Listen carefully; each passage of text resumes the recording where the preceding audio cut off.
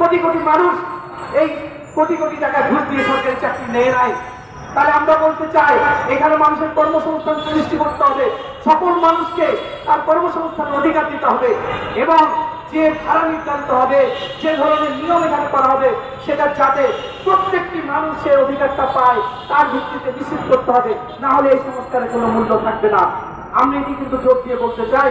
তাহলে উন্নয়নের যে দর্শন বিভিন্ন সময় শাসক গোষ্ঠী প্রচার করেছে, জনগণের আকাঙ্ক্ষার ভিত্তিতে যে সরকারের স্বপ্ন আমরা দেখছি এবং যে ইন্টারিম গভর্নমেন্ট বর্তমানে আছেন তারা যে আকাঙ্ক্ষার প্রতিফলনের কথা বলছেন, তারা নিশ্চয়ই আমাদের এই মানুষদের কথা, শ্রমজীবী মানুষদের কথা, কোটি কোটি বঞ্চিত মানুষদের কথা মাথায় রেখে সংস্কারের ব্যাপারটি মাথায় রাখবেন। শুধুমাত্র একটি শ্রেণীর, একটি সুবিধাভোগী শ্রেণীর উন্নয়নের যে দর্শন এখানকার শাসকরা প্রচার করে তার দ্বারা এগুলো নির্ধারিত হবে না। আমি আরেকটা কথা বলে শেষ করতে চাই, এই নগর সভ্যতার যে কথাটি আমরা বলছি, এখানে কি কি ধরনের উন্নয়ন পরিকল্পনা হবে, সেই উন্নয়ন পরিকল্পনাটি কিভাবে নির্ধারিত হবে সেটি কিন্তু খেয়াল রাখা দরকার। এই ঢাকা শহরের অন্যতম একটি সংকট যে পরিবহন সংকট, রাস্তাঘাটের সংকট। আমরা বলতে চাই একটি শহরকে কিভাবে সাজানো উচিত। এখানে আমরা দেখতে পাচ্ছি যে এই সরকারের পাশে অনেক ধরনের এনজিও প্রতিষ্ঠান আছে যারা নানা ধরনের প্রতি পরামর্শ দিচ্ছেন, কিন্তু আমরা জানি যে সত্যিকার অর্থে জনগণের আকাঙ্ক্ষার যে পরামর্শ সেটি কিন্তু জনগণই দিতে পারে, জনগণের প্রতিষ্ঠানই দিতে পারে, জনগণের রাজনৈতিক যে চেতনা তার ভিত্তিতে সেগুলো নির্ধারিত হতে পারে।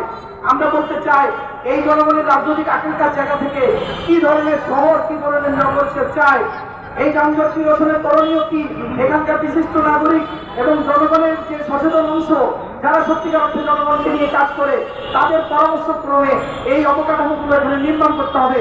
নইলে আমরা দেখবো 50 বছর পর, 100 বছর পর এগুলো অকার্যকর হতে বাধ্য।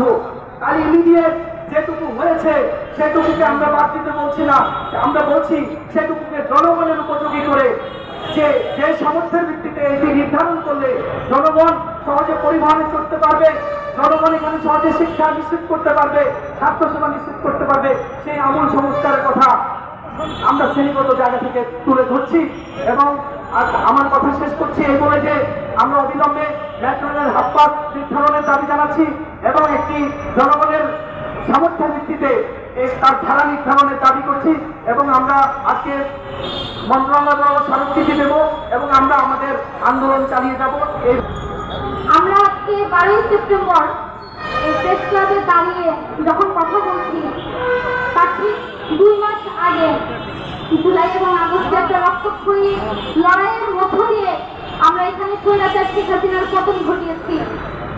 আপনারা দেখেছেন যে গত 15-16 বছরে উন্নয়নের গুলি আউড়িয়ে এখানে জনগণের ঘাড়ে একের পর এক ঋণের বোঝা চাপানো হয়েছে। সেই তখন থেকেই আমরা সমাজতান্ত্রিক ছাত্রফ্রন্টের পক্ষে থেকে এগুলোর বিরোধিতা করেছি। আমরা বলেছি যে জনগণের জন্য যদি উন্নয়ন হয় তাহলে সেই জনগণের উন্নয়ন বুঝবো কি দিয়ে? বুঝবো এটা দিয়ে যে আমাদের জনগণ এখানে 3 বেলা ভাত খেতে পারছে, আমাদের জনগণ এখানে তার মৌলিক অধিকারগুলো পাচ্ছে। কিন্তু আমরা দেখেছি যে এখানে ফ্লাইওভার, এখানে পদ্মা সেতু, মেট্রো রেল যত বেড়েছে আমাদের জনগণ